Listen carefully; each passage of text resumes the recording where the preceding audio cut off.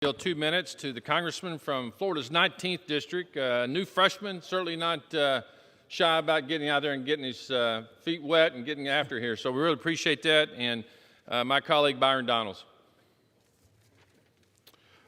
First of all, thank you, Mr. Hearn. Thank you for the opportunity. Madam Speaker, it's important that we're here this evening because the President of the United States and the majority party has never actually talked about what's in this bill. They like to throw out, their catchphrase, Build Back Better. They like to talk about how they're going to be helping the children and helping our economy transform. But what they never talk about is what they're actually going to do. What the American people don't know, Madam Speaker, is that in this bill is a $1.3 billion provision to give newspapers $12,500 per employee for local newspapers all across the United States. I don't know about you, but I don't know how that helps anybody build back better when we're giving tax dollars to newspapers. In this bill, it gives $42 billion in tax credits to the rich to buy electric cars. The reason why there are tax credits for the rich is because working families, middle-class families, don't have the disposable income to buy electrical cars. Only the wealthy buy them, but that's in this bill.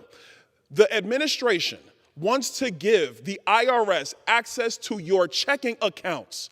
This is outrageous. This completely eliminates due process. It makes every American guilty until proven innocent. And the White House wants this provision in the bill because they can't tax the American people enough to pay for all their radical spending. So they have to go find every piece of change in the couch cushions.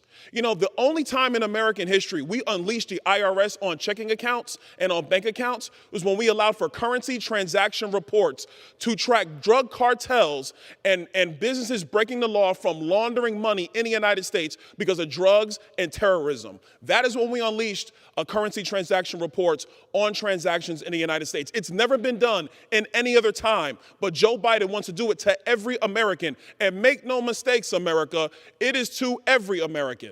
In this bill, it raises taxes radically in our corporate sector, makes us the highest corporate tax income country in the world, higher than China. China, the country that is our economic rival, and it raises those taxes. It makes us less competitive, but that's supposed to help us build back better. And let's talk about spending. Because in this very bill, one of the key proponents that Joe Biden and the Democrats want is to expand and continue the child tax credit, which pays $300 per child. But what they'll never tell you is there is no provision in the bill to actually track based upon Social Security numbers to make sure that even if you're going to give a benefit, which, by the way, we should not give, that anybody in the United States can get it. And I stress anybody in the United States because by the end of this year, there will be easily 2.3 to 2.5 million people who have crossed our borders illegally. This bill is a catastrophe. This bill spends far more money than we possibly have. It will create more, and I stress more, inflation in our society, which is already crippling poor people. It is already crippling working families. It is not going to help our country. Back in February, when we told the administration do not extend federal unemployment benefits because it was going to pay people to stay home, Joe Biden said, no, it won't. Everything's going to be A-OK. Well, look at our economy today. Everything is not okay. Everything is screwed.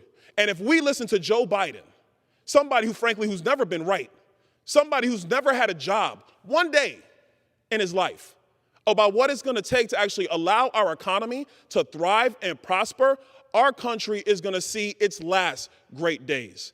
Madam Speaker, the reason why you guys can't get the votes is because even Democrats in your own party realize how destructive this will be to the small business owners in their districts, how destructive this will be to the economic vitality of the people in their districts.